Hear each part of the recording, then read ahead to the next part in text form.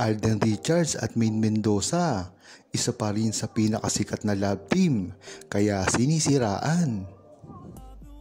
Talaga nga namang pinakikita lang ni Alden Richards at Maine Mendoza kung gaano sila kalakas at ang samahan nila.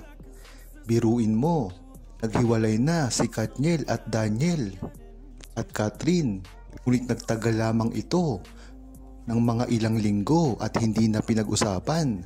Ngunit si Maine Mendoza at Alden Richards, simula sa mga nakaraang taon hanggang ngayon, tuloy-tuloy pa rin ang mga pinag-uusapan ng mga mainstream channel, mga vloggers, mga reporter, iba pa. Kaya makikita mo talaga kung bakit sinisira itong dalawang ito, dahil talagang napakalakas nila. Kung ang Brand X ay talagang pinaplano na pabagsakan sila, makikita mo talaga ang layo ng pagkasikat ni Maine Mendoza at Alden Richards kumpara kay Daniel Padilla at Catherine Bernardo.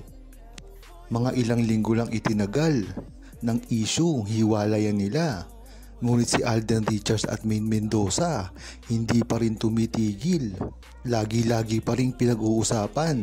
Diyan mo talaga malalaman ang impact ng pagmamahalan ni Maine Mendoza at Alden Richards. Talagang sila na ang pinaka malakas na power couple sa buong Pilipinas. Kaya talagang alam mo na kung bakit ipinababagsak si Maine Mendoza at Alden Richards. Lalong-lalo na ang mga karir nila ngayon. At isa lang talaga ang meron si Maine Mendoza at Alden Richards kumpara sa kanyang mga kalaban na mga love team at artista. Ito ay ang respeto ng industriya at mga Pilipino pagdating kay Maine Mendoza at Alden Richards.